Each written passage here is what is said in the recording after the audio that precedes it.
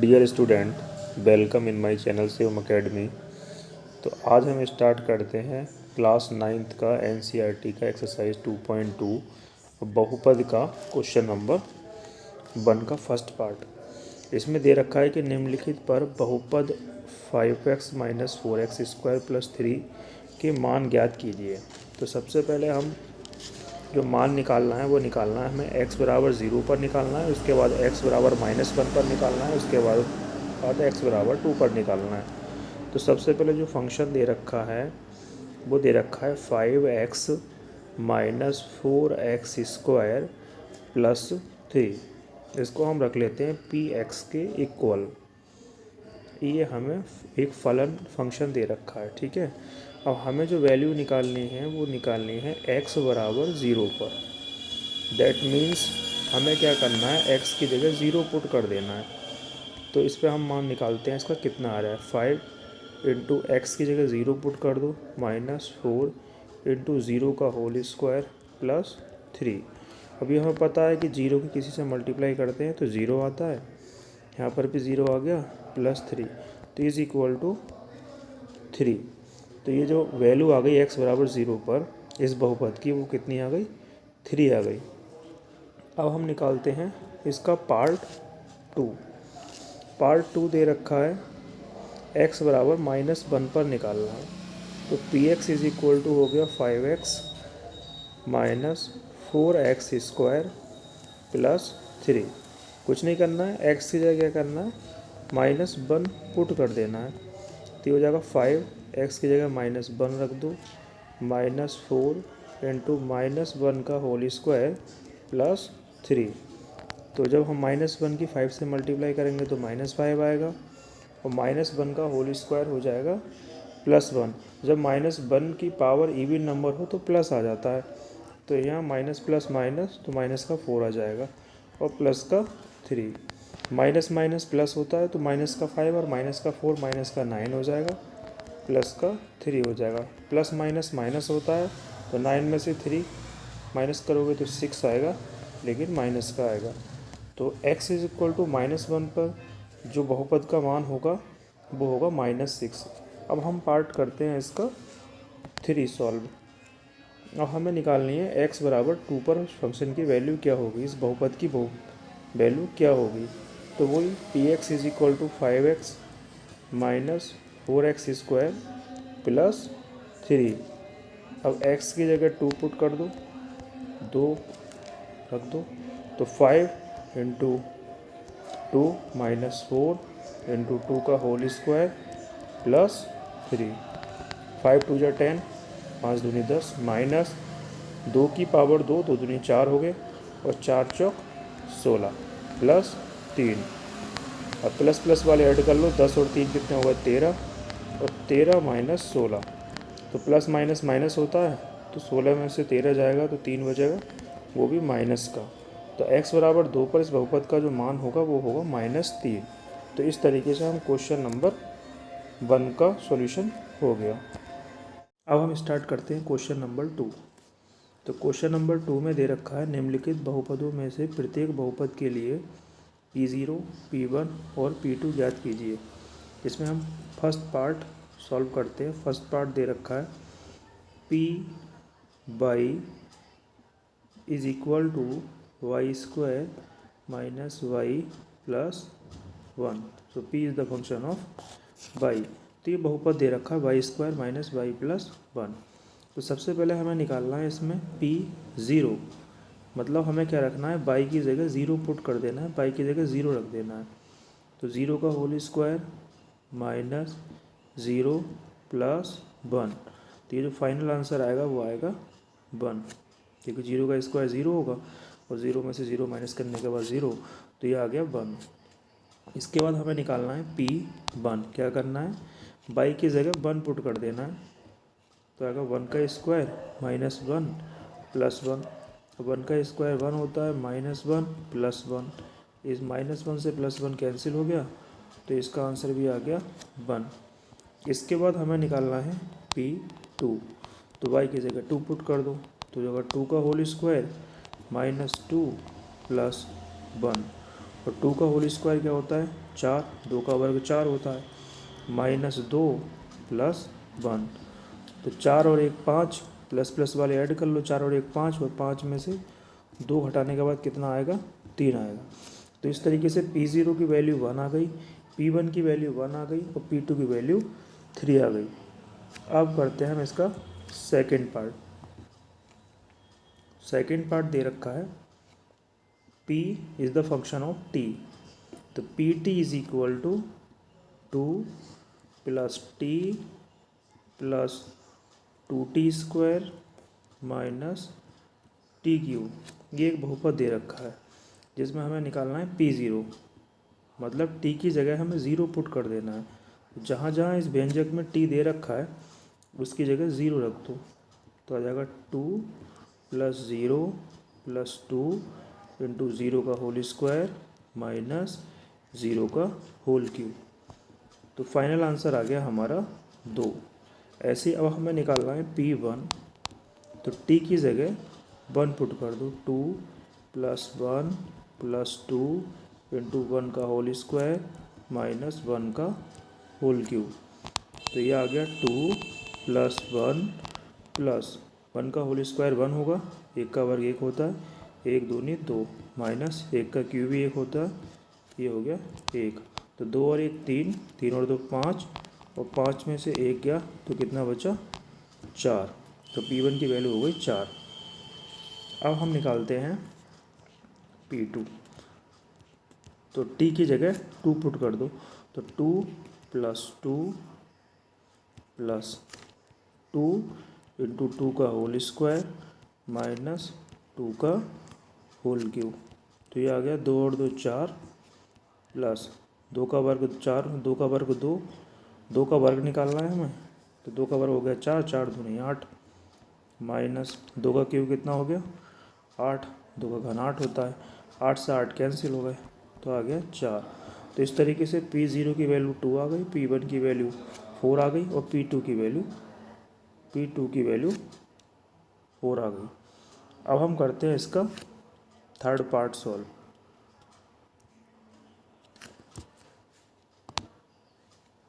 तो third part में दे रखा है Px, तो Px is equal to x³ दे रखा है। तो पहले निकालना है हमें इसमें P0, तो x की जगह 0 पुट कर दो, तो 0 का होल क्यूब मतलब 0, 0 का क्यूब 0 होगा। अब हमें निकालना है P1, तो x की जगह 1 पुट कर दो, तो 1 का क्यूब कितना होता है 1 होता है। अब हमें निकालना है P2, तो x की जगह 2 रख दो, तो 2 का होल क्यूब कितना हो गया 2 दूनी 4, 4 दूनी 8।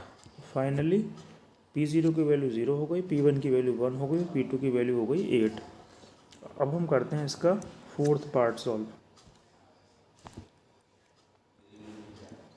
फोर्थ पार्ट क्या दे रखा है, Px is equal to x - 1 bracket x + 1।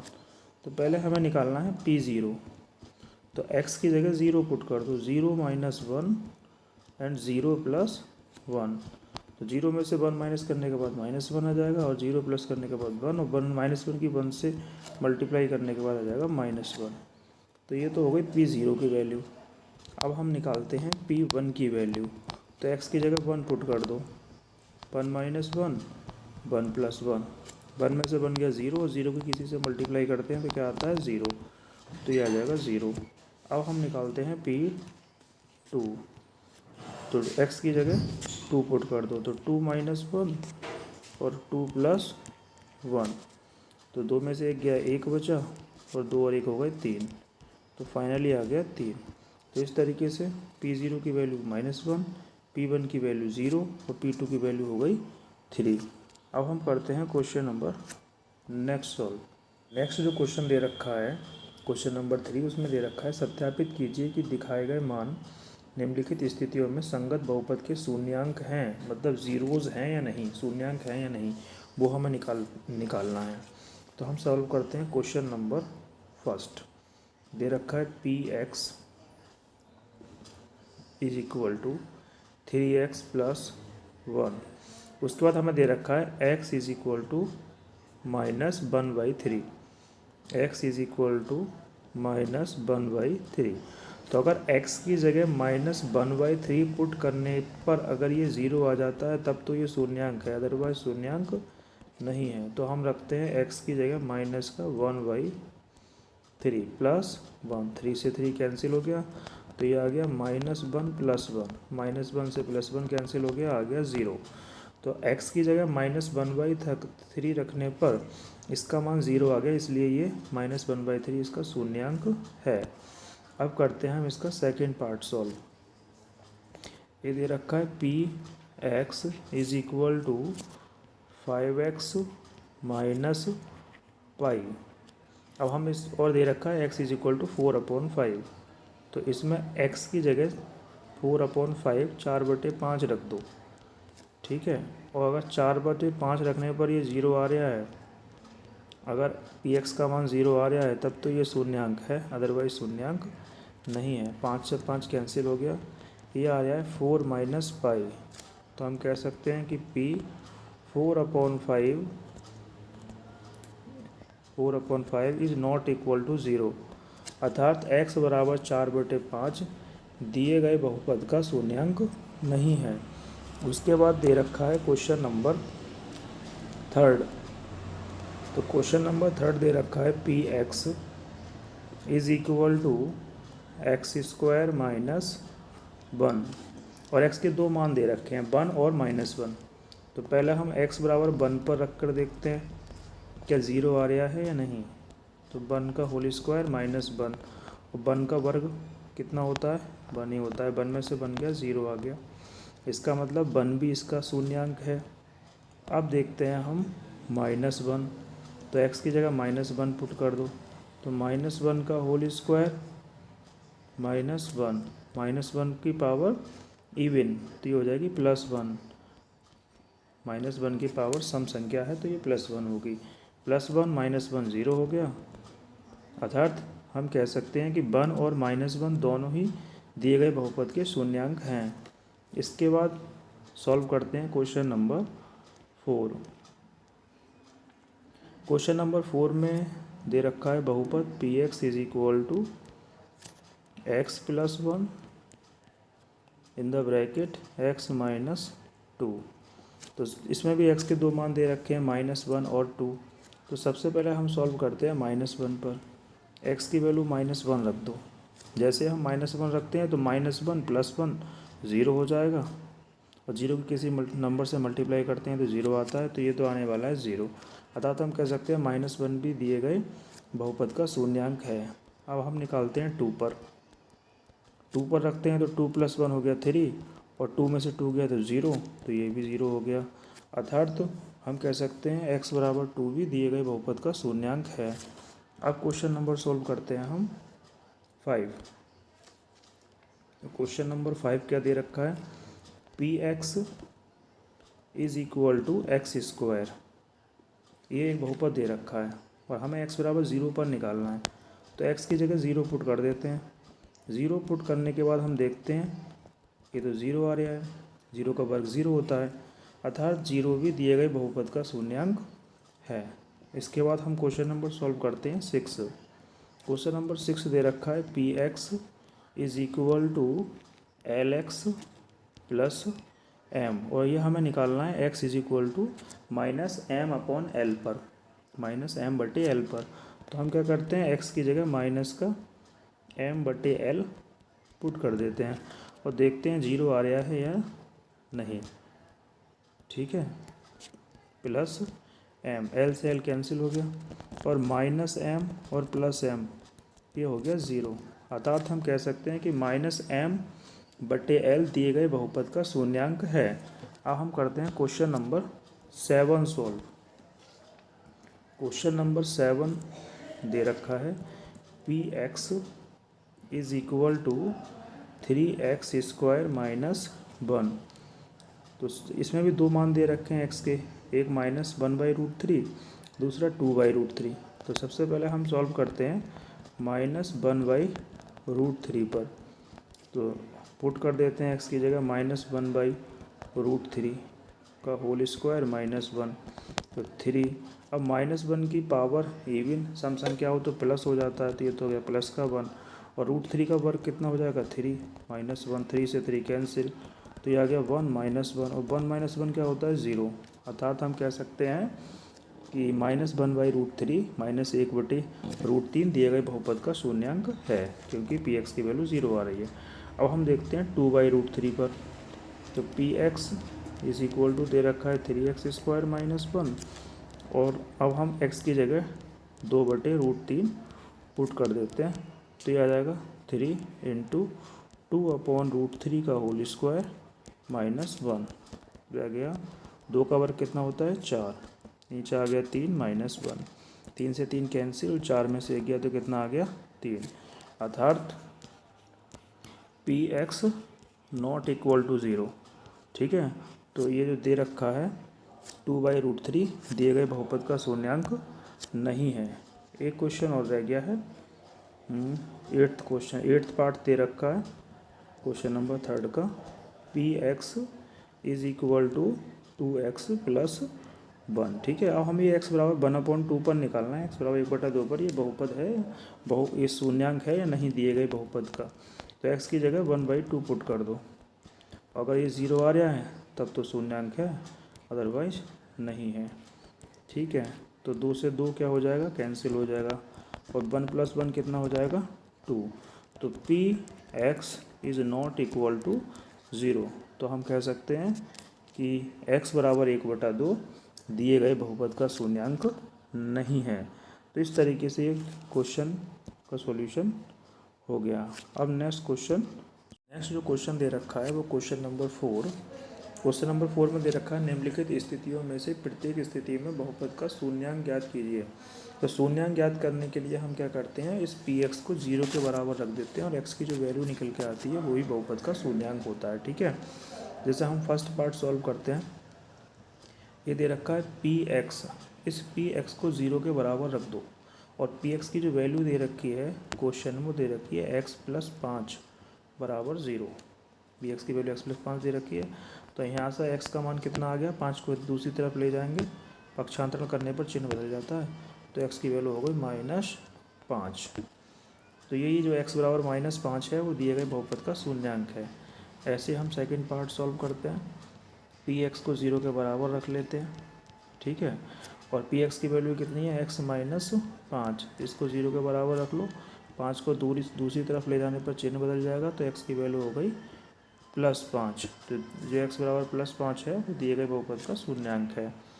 Next जो क्वेश्चन दे रखा है क्वेश्चन नंबर 4 का थर्ड पार्ट सॉरी, तो px इज इक्वल टू 0 के बराबर रख लो, और px की वैल्यू कितनी है 2x + 5 इज इक्वल टू 0, तो यहाँ से 2x की वैल्यू क्या आ गई -5, तो x की वैल्यू क्या आ गई -5/2, तो जो -5/2 है वो दिए गए बहुपद का शून्यांक है। ठीक है, अब हम करते हैं इसका 4th पार्ट सॉल्व। तो 4th पार्ट क्या दे रखा है, px is equal to 3x - 2, तो px को 0 के बराबर रख लो, 3x - 2, 2 को इधर ले जाते हैं बराबर 3x, तो x की वैल्यू कितनी आ गई, इम्प्लाइज दैट x की वैल्यू आ गई 2/3, x बराबर आ गया 2/3, तो x बराबर 2/3 दिए गए बहुपद का शून्यांक है। ठीक है, अब हम करते हैं क्वेश्चन नंबर 4 का 5th पार्ट सॉल्व। तो px को किसके बराबर रख लेते हैं, 0 के बराबर रख लेते हैं, px का मान दे रखा है क्वेश्चन में 3x, तो यहाँ से x की वैल्यू कितनी आ गई 0/3, और 0/3 की वैल्यू होगी 0, क्योंकि अंश में दे रखा है 0। ठीक है, तो ये हो गया 5th पार्ट सॉल्व। अब हम करते हैं इसका 6th पार्ट सॉल्व। तो 6th पार्ट क्या दे रखा है, px बराबर 0 रख लो, ये दे रखा है px का मान दे रखा है ax, और यहाँ दे रखा है कि a is not equal to 0, a की वैल्यू 0 के बराबर नहीं है, तो ax बराबर 0, और क्वेश्चन में दे रखा है a की वैल्यू 0 के बराबर नहीं है, तो a तो नॉट इक्वल टू 0 दे रखा है, तो इसका मतलब x की वैल्यू ही फिर 0 के बराबर होगी, क्योंकि दोनों का मल्टीप्लिकेशन 0 के बराबर आ जाए, तो यहाँ पे जो x बराबर 0 है वो दिए गए बहुपद का शून्यांक है। अब हम करते हैं इसका 7th पार्ट सॉल्व। तो 7th पार्ट क्या दे रखा है, px को 0 के बराबर रख दो और px का मान कितना दे रखा है, cx प्लस डी, ये 0 के बराबर हो जाएगा। तो cx की वैल्यू किसके इक्वल हो जाएगी, माइनस डी के इक्वल हो जाएगी। तो यहाँ से जब हम x का मान निकालते हैं तो वो आ जाएगा माइनस का d अपॉन सी। ठीक है, और यहाँ एक कंडीशन दे रखी है कि c नॉट इक्वल टू 0 और c और d रियल नंबर दे रखे हैं, वास्तविक संख्याएं दे रखी हैं। तो हम कह सकते हैं कि जो माइनस का d अपॉन सी है वो दिए गए बहुपद का शून्यांक है। तो इस तरीके से क्वेश्चन नंबर 4 का जो सॉल्यूशन है वो ख़त्म हो गया।